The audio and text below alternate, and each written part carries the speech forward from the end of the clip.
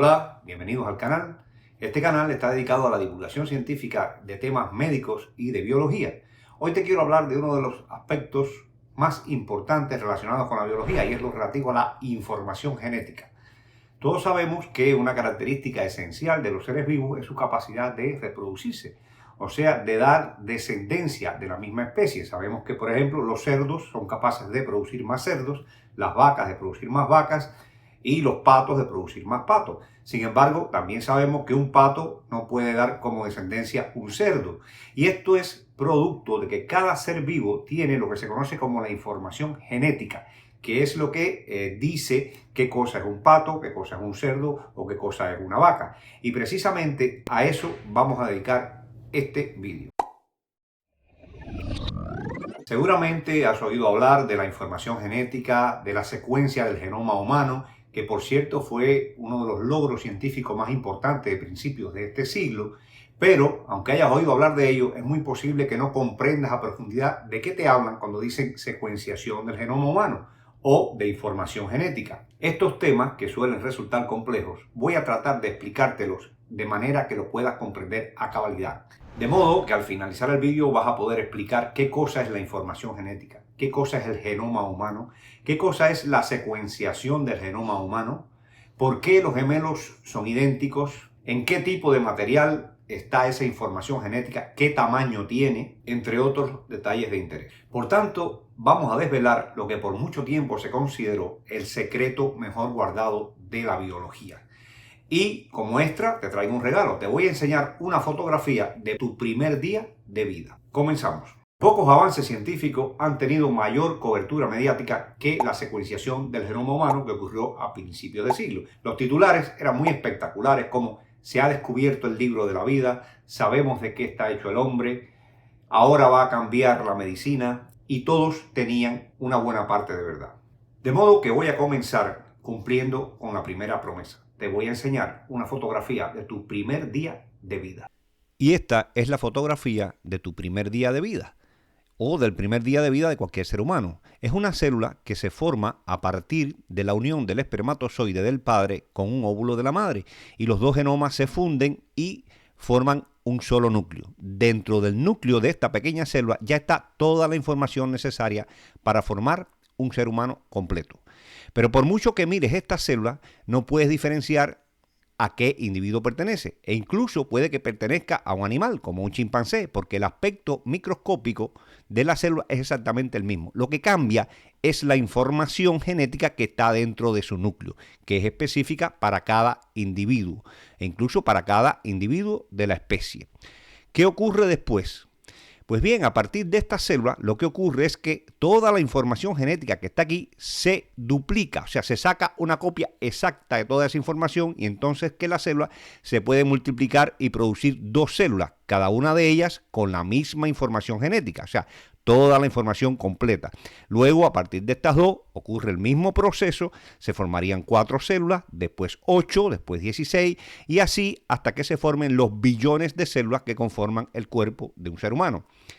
Claro, no basta con la multiplicación de las células, también hace falta que muchas de ellas se diferencien y así formen los diferentes tejidos y órganos del cuerpo, que tienen por supuesto células con aspecto diferente, pero todas, repito, todas tienen en su núcleo exactamente la misma información genética que es posible para formar todo el organismo. Lo que resulta más asombroso es que toda la información para formar un ser humano con toda la complejidad que tiene está contenida en el núcleo de una pequeña célula.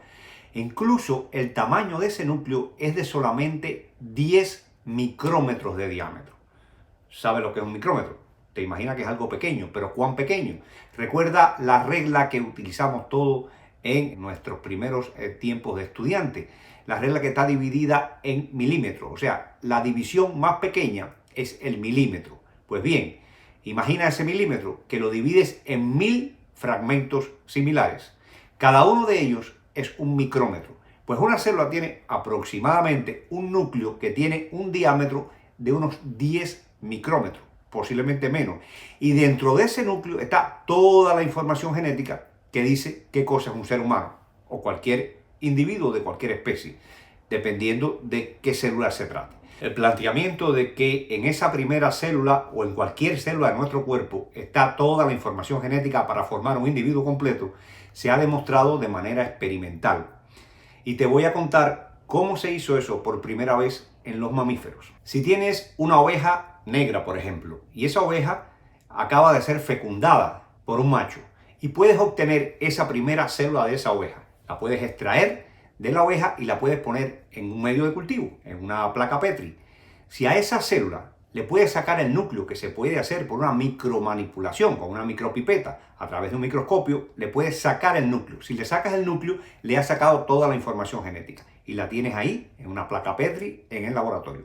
Si por otra parte tienes una oveja blanca, adulta, y sacas una célula de su cuerpo, de cualquier lugar, por ejemplo, de una célula de la glándula mamaria de esa oveja blanca, sacas la célula, la pones en cultivo y también le sacas el núcleo por micromanipulación. Ese núcleo lo inyectas entonces en el citoplasma que quedaba de la oveja negra, ¿verdad? Y esa célula entonces ahora se la colocas en el útero de la oveja negra.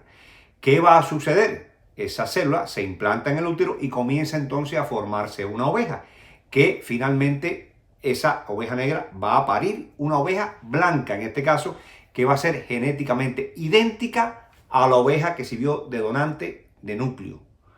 Y esa oveja blanca recibió el nombre de Dolly.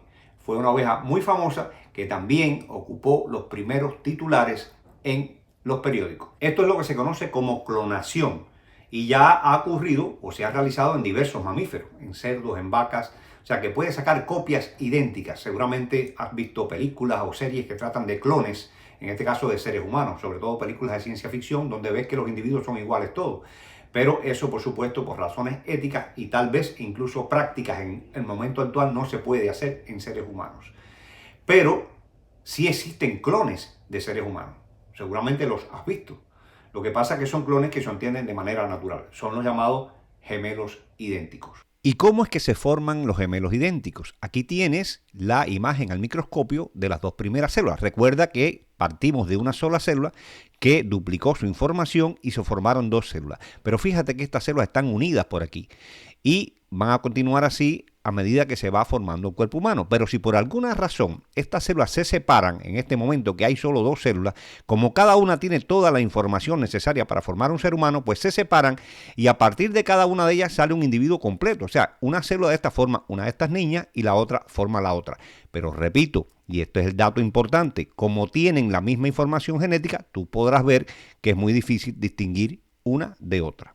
Pues vamos a resumir la idea central de lo que te he explicado hasta ahora, que es muy sencilla. Lo más importante es que en la primera célula de la cual salimos todos y en todas las células de nuestro cuerpo, en el núcleo, está toda la información genética de ese organismo. Si no te resulta asombroso todo lo que te he contado, es posible que no lo estés comprendiendo bien. Aunque ahora viene lo más interesante.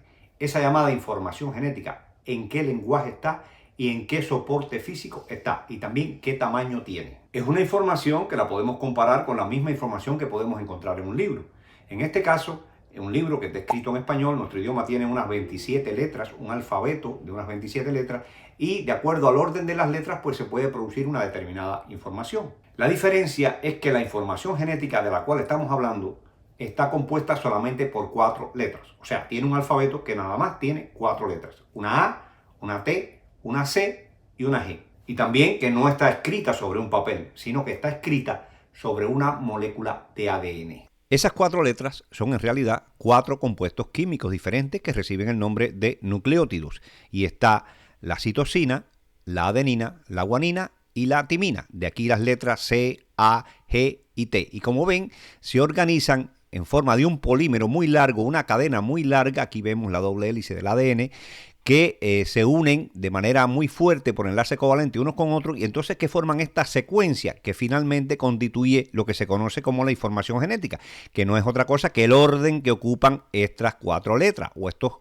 4 nucleótidos. Por ejemplo, C, G, T, A, C, T y así sucesivamente hasta completar los billones de nucleótidos que forman toda nuestra información genética. O sea, que para que te imagines de qué estamos hablando, supongamos que este es el largo polímero del ADN.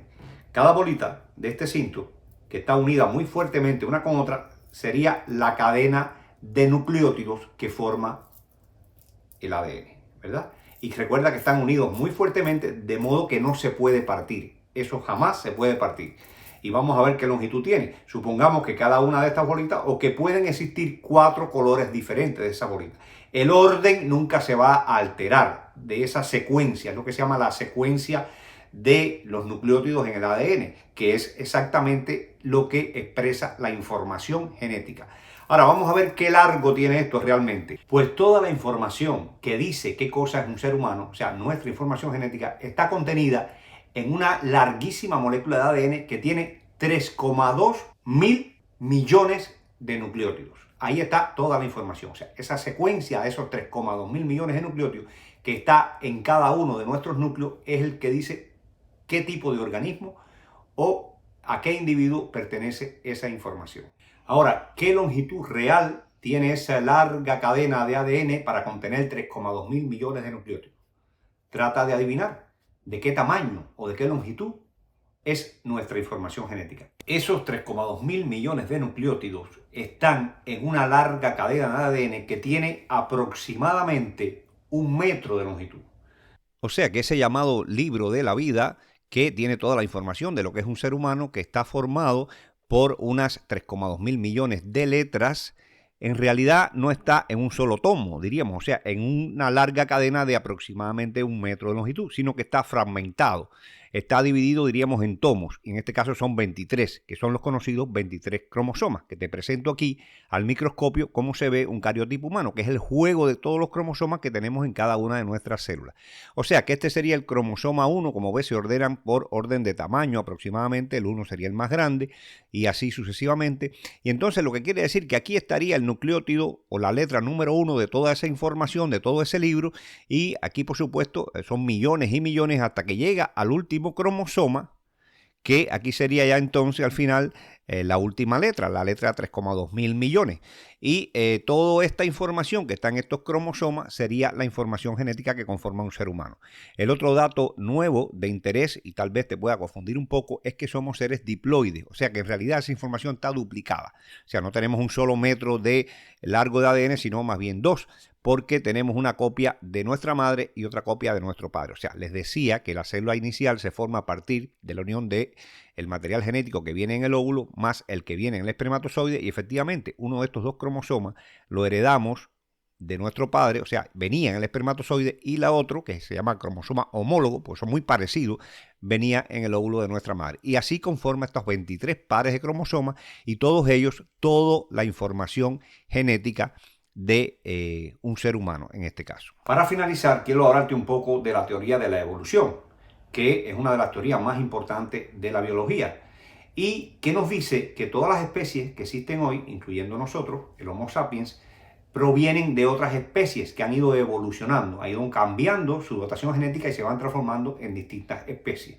Gracias al desarrollo de la tecnología, ya hoy tenemos disponible la secuencia completa de los genomas de muchas especies, de todo tipo, de insectos, peces, mamíferos, y esto nos ha permitido cotejar las secuencias de estos genomas con el tiempo en que surgieron estas especies en la evolución, y constituye una prueba, una evidencia muy fuerte de que realmente la teoría de la evolución es totalmente válida. Y aquí tenemos a un chimpancé. Su genoma tiene un 99% de homología con el nuestro, o sea que solo diferimos en un 1%. Fíjense la gran similitud que tiene con nosotros. Esto es posible porque hace aproximadamente unos 6 millones de años existía un antecesor común que a través de la evolución dio, por una parte, de un linaje que dio origen a este tipo de monos, y por la otra se formaron los homínidos, que finalmente se originó nuestra especie, o sea, el Homo sapiens. Si seguimos retrocediendo en el tiempo, vemos que en este caso el gorila también tiene una similitud muy grande, en este caso un 98%. También el orangután, ya un poco menos, pero fíjense que todos son muy parecidos. Ya mucho más atrás, hace millones de años, que surgió este ser, que es un lemur. Fíjense que ya la homología no es tan grande, un 92%. Seguimos con la máquina del tiempo, tenemos el ratón, que tenemos un 85% de homología genética con él, y esto ha permitido que se utilice como animal de laboratorio. Muchos de sus órganos internos, como el hígado, los riñones, son muy similares a los nuestros, y es por eso que ha sido de gran utilidad para el desarrollo de la ciencia médica. Ya mucho más atrás tenemos a los tiburones, ya mucho menos parecidos a nosotros, pero incluso un ser como esta mosca tiene un 60% de homología, o sea que hay proteínas, genes que tiene este animal que son similares a algunos genes y proteínas que tenemos nosotros. Esto da una evidencia muy fuerte a favor de la teoría de la evolución, como todos los seres vienen o provienen de una célula o un antecesor común que a través de la cambio genético y la selección natural dio origen a todas las especies. Pues bien, ya conoces lo que en su tiempo fue el secreto mejor guardado o la información más importante que no se tenía de qué cosa era la vida. En este caso, la información genética. O sea, que quien nos dice dónde está y qué cosa es y qué tamaño tiene esa información que hace que los peces siempre den como descendencia peces, los tiburones, tiburones y los caballos, caballos. Esa información, resumiendo, te recuerdo que está en el núcleo, en forma de una larga cadena de ADN y que la secuencia o el orden de los nucleótidos es quien dice cuál es la información genética, que en el caso nuestro está compuesta por 3,2 mil millones de nucleótidos.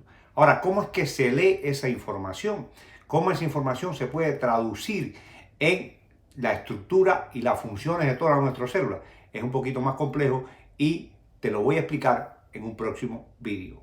Te espero.